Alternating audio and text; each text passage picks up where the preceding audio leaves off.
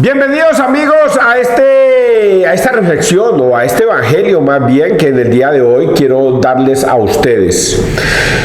La palabra de Dios es una cosa tan impresionante que definitivamente llena el orbe de la tierra, el cielo y la tierra, todo lo llena la palabra de Dios y no hay una sola tilde, una sola coma que no deje una enseñanza. Cuando digo una sola tilde, una sola coma, quiere decir que todas las palabras de Dios, todo lo que está escrito en la Biblia, pues se va a cumplir. Y es la verdad. Por ello, hoy vamos a hablar de un tema que ya lo hemos iniciado desde la semana pasada, como es el tema de la iglesia. La iglesia es una, como una es sola la fe, como una es sola la doctrina, como uno es solo el bautismo. Por lo tanto, amigos televidentes y todos los que me están escuchando, si usted no está en la iglesia de Cristo, usted no hace parte de la salvación. Esto es muy difícil de decírselo, pero se los tengo que decir. Si usted está por fuera de la iglesia que fundó Cristo, que es la iglesia católica, permítame decirle con todo el cariño, y se lo puedo mostrar con la Biblia, porque usted no es salvo perteneciendo a otra iglesia.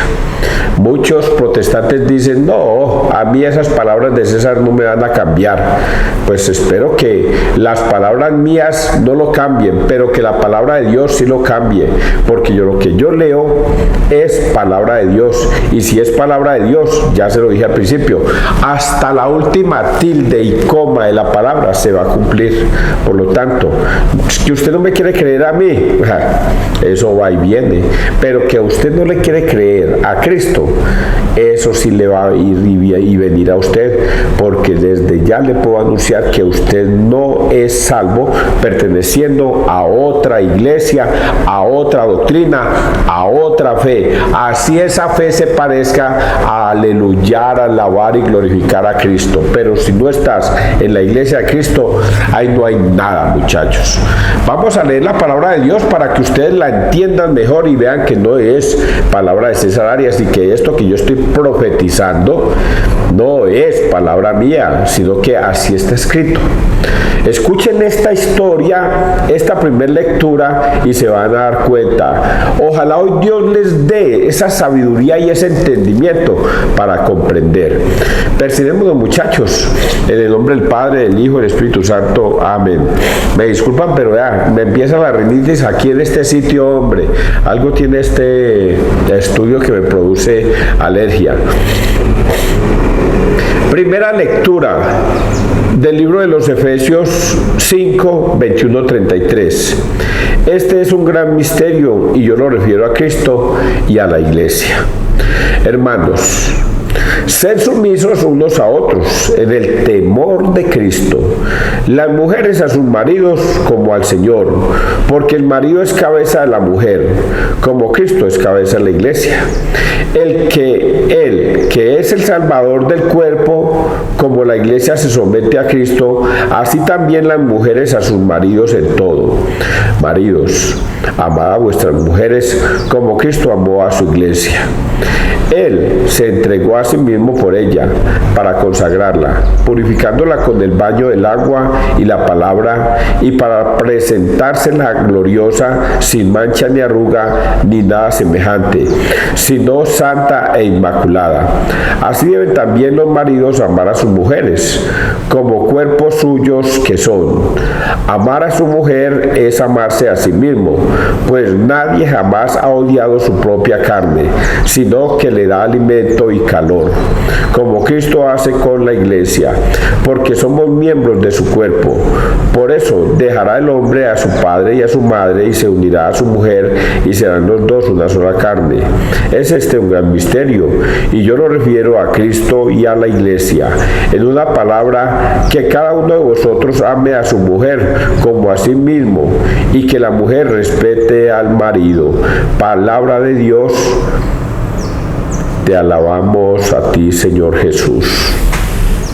Es este un gran misterio y yo lo refiero a Cristo y a la iglesia. Bueno, ustedes acaban de escuchar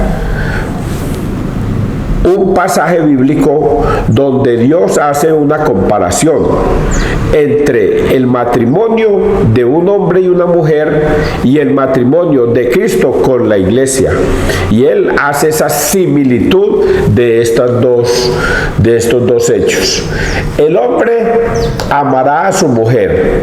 Y dice la escritura que el hombre dejará a su padre y a su madre y se unirá a su mujer, y los dos formarán una sola carne, un solo cuerpo. Y así dice Pablo, así es Cristo con su cuerpo, con su iglesia. La iglesia es el cuerpo de Cristo. Luego Cristo dice que así como el esposo ama a su mujer y se unen para ser uno solo, así Cristo se unirá a su mujer, que es la iglesia, su cuerpo, y formarán uno solo. Esto es un gran misterio, pero Pablo lo refiere de esa manera. Dice, así lo quiere Cristo. Por ello, muchachos, no es tan difícil de entender. Es cuestión de dejarse llevar de la palabra de Dios. Ayer les hacía la pregunta que le hice a los testigos de Jehová cuando vinieron acá a los estudios. ¿Para qué Jesucristo nombró a 12 discípulos? ¿Para qué los nombró? Y ayer les respondía, porque Cristo quería establecer una iglesia, una única iglesia aquí en la tierra, una iglesia. Y para eso nombró a 12 discípulos. Luego de haberlos nombrado a esos 12 discípulos, les enseñó durante 3 años seguidos, les enseñó todo lo que la gente debía ir a, estos discípulos debían ir a enseñar. Eso que Jesucristo les enseñó durante 3 años, en Mateo 28, 19 les va a decir, vayan, hagan que todos los pueblos sean mis discípulos, bautícenlos en el nombre del Padre, del Hijo y del Espíritu Santo, y enséñenles a obedecer todo lo que yo les he enseñado. Todo lo que yo les he enseñado es lo que ustedes deben ir a enseñar. Y por eso Jesucristo escogió a 12 discípulos, para él asegurarse de que la iglesia que él fundó se fuera transmitiendo de generación en generación hasta el día de hoy y hasta los siglos de los siglos. Amén. Por eso la semana pasada decíamos también en una carta que escribía Pablo a los Efesios, les decía, la pluriforma de sabiduría de Dios solo se puede enseñar en la iglesia de Cristo. La multiforme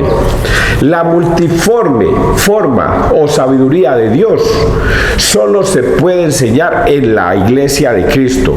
La multiforme sabiduría de Dios solo se puede enseñar en la iglesia de Cristo. Por eso, cuando usted va a la Santa Misa, que por cierto, la Santa Misa es, como dicen los protestantes, vámonos para el culto. El culto es lo mismo que la Santa Misa. ¿Quién puede celebrar el culto? Solamente un sacerdote de la Iglesia Católica, nadie más. Un pastor no está autorizado para celebrar ningún culto. Un pastor se reúne muy cariñosamente con gente y hace una reunión social y hablan de Cristo y predican a Cristo y se glorifican con Cristo, pero sin que Cristo esté presente. Ni siquiera el Espíritu Santo está presente. Ellos creen que el Espíritu Santo los está acompañando y todo, pero eso es una mentira, porque Cristo solamente se presenta a través de su iglesia. Y hoy Pablo nos lo está refutando, nos lo está diciendo que solamente Cristo se reúne en su iglesia, porque Cristo es la cabeza y su iglesia es su cuerpo. Así el esposo dejará a su padre y a su madre y se unirá a su mujer, y los dos formarán una sola carne. Y esto es un gran misterio que lo refiere Cristo en su iglesia. Por eso al principio les dije yo a ustedes, Jesucristo no creó sino una sola iglesia, una única iglesia, y Pablo hoy nos lo está enseñando, que solamente hay una iglesia y Cristo nos lo está refiriendo de esa manera. Este es un gran misterio y yo lo refiero a Cristo y a su iglesia. Por eso esas dos comparaciones. Pero también agrega otra cosita: mujeres, sean sumisas a sus maridos. Y le dice a los maridos, maridos, quieran mucho a sus esposas. Y esto lo refiere también a Cristo y su iglesia. Mujeres, es la iglesia, nosotros, la iglesia. Seamos sumisos a Cristo, al esposo. Mujeres, sean sumisas a su esposo. Ustedes, iglesia, sean sumisos a Cristo. Lo que Cristo ordene en su iglesia, nosotros debemos obedecerlo. Y lo refiere en este sentido porque casi se me escapa. Casi se me escapa este sentido que es el primordial de esto. Pónganle mucha atención, hermanos. Sed sumisos unos a otros en el temor de Cristo. En el temor de Cristo. Esa palabra temor de Cristo yo no la entendía. La Iglesia Católica nos ha venido predicando de un tiempo para acá la misericordia de Dios. Y se le olvida a la Iglesia, entre comillas, enseñar el temor a Cristo. Y por eso es que hoy día todos los malos católicos que iban a misa nunca aprendieron qué era el temor de Dios. Nunca aprendieron el temor de Dios. Aprendieron la misericordia de Dios. Pero se les olvidó el temor de Dios. Y el temor de Dios a mí me da miedo. A mí me da miedo. ¿Y en qué consiste el temor de Dios? En que si usted no obedece lo que Cristo les ha enseñado a través de las generaciones, y usted se ha alejado de la iglesia de Cristo por pertenecer a otra congregación, yo ya se los dije al principio, no serán salvos. Tampoco les estoy diciendo que van a ser condenados. Oye, atención, no serán salvos. No estoy diciendo que van a ser condenados, porque el único que condena es Cristo, pero no serán salvos. Y esto se refiere a que mínimo van a ir a parar al purgatorio, porque no creyeron en Cristo y no le obedecieron. Ese es el temor de Dios. Y vamos a leer el Salmo para que ustedes vean que no estoy hablando de otra cosa diferente. Salmo 127. Dichosos los que temen al Señor. Dichosos los que temen al Señor. Dichoso el que teme al Señor y sigue sus caminos. Comerás del fruto de tu trabajo, serás dichoso, te irá bien. Tu mujer como parra fecunda en medio de tu casa, tus hijos como renuevos de olivo alrededor de tu mesa. Esta es la bendición del hombre que teme al Señor. Que el Señor te bendiga desde Sión, que veas la prosperidad de Jerusalén todos los días de tu vida. Dichosos los que temen al Señor. Esos son los consejos que da Dios. Oiga, el que teme a Dios le irá bien en la vida. Dios lo acompañará todos los días. Y sigue sus caminos, comerá del fruto de tu trabajo, serás dichoso, te irá bien. Tu mujer como parra fecunda en medio de tu casa, tus hijos como renuevos de olivo alrededor de tu mesa. Esta es la bendición del hombre que teme al Señor. Que el Señor te bendiga desde Sión, que vea la prosperidad de Jerusalén todos los días de tu vida. El que le teme al Señor le va bien en la vida. El que no le teme al Señor, Dios no lo bendice. Dios no lo bendice. No, pero mira, César, que yo conozco por allá unos evangélicos y yo veo que a ellos les va muy bien. Pero ¿estás seguro que es el Señor el que lo está bendiciendo? ¿O es el mismo Satanás el que les está llevando esas ofrendas para que sigan creyendo que están en la iglesia de Cristo? Mucha atención a esto. Mucha atención a esto, porque a veces nos confundimos. Creemos que es el Espíritu Santo el que nos guía y resulta que es el espíritu del mal el que nos está guiando. Pero ¿cómo lo puedo sustentar esto en la Biblia? Fácil. se les voy a decir. Mateo 16, 17. Mateo 16, 17 o 16, 16, ustedes búsquenlo. Va a decir, tú eres, dice Pedro. ¿Quién dice la gente que soy yo? Dice Jesús. Y Pedro toma la palabra y el Espíritu Santo inunda a Pedro para que diga, tú eres el Mesías, el Hijo del Dios vivo. Y Jesús le dice, bendito tú Pedro, porque eso que usted acaba de decir no es dicho por cosas de carne y hueso, sino por mi Padre que está en los cielos, que te lo ha revelado, Pedro. El Espíritu Santo entró en Pedro para revelarle esto, de que dijera que Cristo Jesús era el Hijo del Dios vivo, el Mesías. Pero un poquitico más adelante, en Mateo 16, 23, ese mismo Pedro, después de que Jesús, Mateo 16, 22, les dice, el Hijo del Hombre va a ser juzgado, entrará a Jerusalén y va a ser juzgado por los sumos sacerdotes y escribas y ancianos, y será condenado a muerte, y al tercer día resucitará. Y Pedro, en ese mismo momento, le entra el espíritu del mal. En ese mismo momento le entra el espíritu del mal y le dice, Dios no permita tal cosa, Señor, vayámonos, que esas cosas no te pasen, Señor. Y Jesús le dice, aléjate de mí, Satanás, porque piensas como los hombres y no como Dios. Entonces sí alcanzan a observar ese paralelo. En Mateo 16, 17, Dios le dice, bendito tú Pedro, porque eso que has dicho se lo ha revelado el Espíritu Santo. Y en el mismo Mateo, ahí más adelantico, Mateo 16, 23, el mismo Jesús le dice, aléjate de mí, Satanás, porque hablas con el espíritu del mal. Piensas como los hombres y no como Dios.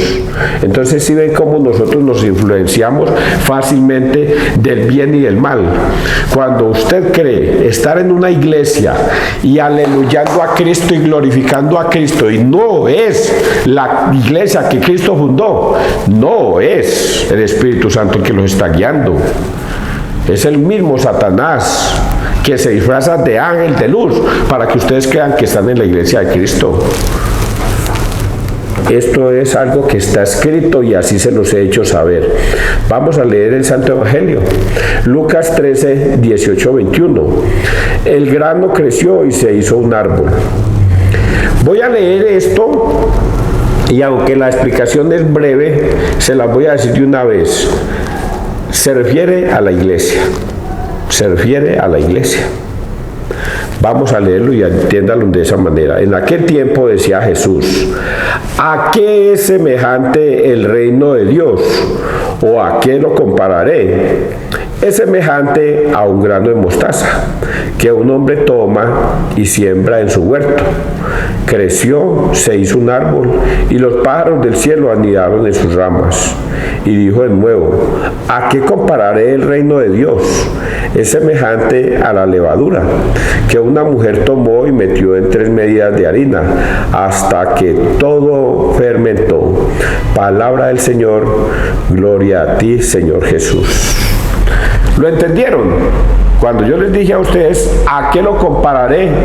Se está refiriendo a la iglesia. ¿A qué compararé yo el reino de Dios? La iglesia de Cristo la voy a comparar con una semilla de mostaza, la más pequeña. ¿Dónde nace esa semilla? En Juan 16, 18. En Juan 16, 18 le dice, tú eres Pedro, y sobre esta piedra edificaré mi iglesia. Ahí nace la iglesia de Cristo, como un grano de mostaza. Ahí nace. En ese momento cuando Jesucristo le hizo, bendito tú Pedro, porque eso que tú has, bendito tú Simón, hijo de Jonás, tengo que decirlo bien para que los protestantes lo entiendan. Bendito tú, Simón, hijo de Jonás, porque eso que tú has dicho no se lo ha revelado nadie de carne y hueso. Ahora yo te digo que tú eres Pedro, y sobre esta piedra edificaré mi iglesia. Ahí es cuando Jesucristo cogió ese granito de mostaza y lo depositó en Pedro. Y comenzó a regarla. Apenas lo echó esa semilla ahí en el corazón de Pedro, comenzó a regarla y le dijo: semilla, vas a crecer. ¿Cómo vas a crecer? A ti te entrego las llaves del cielo. A ti te entrego las llaves del cielo. Comenzó a regar esa semilla. A ti te entrego las llaves del cielo. Y le echó más agüita. Y todo lo que usted ate en la tierra quedará atado en el cielo. Y todo lo que tú desates en la tierra quedará desatado en el cielo. Le echó agua suficiente para que esa semilla germine. A partir de ahí comienza a germinar esa semilla. Ahora hágase esta pregunta. Si eran 12, ¿por qué le entregó esa semilla a Pedro? ¿Por qué le entregó a Pedro las llaves del cielo? ¿Por qué le dijo a Pedro: lo que ates quedará atado y lo que desates quedará desatado? ¿Para qué se lo dijo a Pedro? Pregúntese en eso. Sean capciosos. Pregúntese. Que eso no es gratuito. Jesucristo se asegura de que esto va a suceder. Y luego, más adelante, cuando Jesucristo resucita, se le aparece en el lago, y los hombres habían ido a pescar y no habían cogido nada. Luego les dijo: vaya y arrojen de nuevo la atarraya, y cogieron tantos pescados, que eran 259 creo, y que salió a la orilla y pescaron tanto. Y Jesucristo luego toma a Pedro dentro de los 12 y lo llama aparte y le dice: venga Pedro, Pedro, ¿me amas? Y Pedro le dice: sí, Señor, tú sabes que te quiero. Y Jesús le da una orden: apacienta mis corderos. ¿Cuáles son los mis corderos? Los de la iglesia de Cristo, los que escuchan la voz de Cristo y la siguen. Mis ovejas me conocen y oyen mi voz y me siguen. Y por segunda vez le pregunta a Pedro: Pedro, ¿de verdad me amas? Sí, Señor, tú sabes que te quiero. Apacienta mis corderos. Y por tercera vez le pregunta: Pedro, ¿de verdad tú me amas? Pedro se entristece y le dice: Señor, tú lo sabes todo, tú sabes que te quiero. Y por tercera vez le da la orden: apacienta mi rebaño. Le da la orden a Pedro de que él sea el papa de la iglesia. Y eso nosotros los católicos lo entendemos como si tomáramos agua transparente.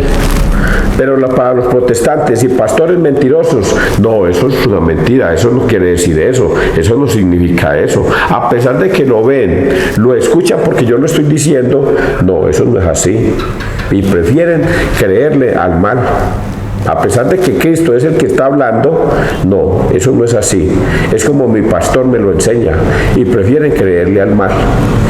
Pues bien, esta semilla crece de esa manera y ha crecido a tal sumo grado que lleva 2024 años y seguirá creciendo este árbol, el árbol de la fe de la Iglesia Católica. Ese árbol seguirá creciendo hasta el final de los siglos, de los siglos de los siglos. Amén. Siempre Jesús va a estar con nosotros y con el Espíritu Santo guiándonos y fortaleciendo nuestra fe. Pero no así el de las iglesias separadas. Creen estar en Cristo y no lo están. Y lo mismo dice con la ay, bendito sea, mostaza, el grano de mostaza. Tomó un grano de mostaza, comparó a la levadura. Lo mismo dice la levadura. Es el mismo tema. La levadura es la iglesia. Un poquitico y va creciendo y va fermentando toda la masa Llevamos 2024 años fermentados por la fe en Cristo. Hoy, muchachos, una vez más les digo, como todos los días los voy a decir, todos los días se los voy a decir: Jesucristo no creó sino una sola iglesia, una sola fe, una sola doctrina, un solo bautismo, un solo Cristo, un solo Dios. No creó nada más. Si usted está por fuera de esa iglesia, usted ha sido engañado. Y Jesucristo se los advirtió en otro pasaje bíblico: cuidado, vendrán profetas falsos a sus vidas, vestidos de ovejas, pero por dentro son lobos rapaces y se los llevarán. Cuidado. Y muchos protestantes eran católicos, faltos en la fe, poco firmes en la fe, y se dejaron de engatusar de estos pastores mentirosos y se los llevaron. Ahora creen estar en Cristo cuando no lo están. Que Dios te bendiga, que Dios nos bendiga donde quiera que todos estemos.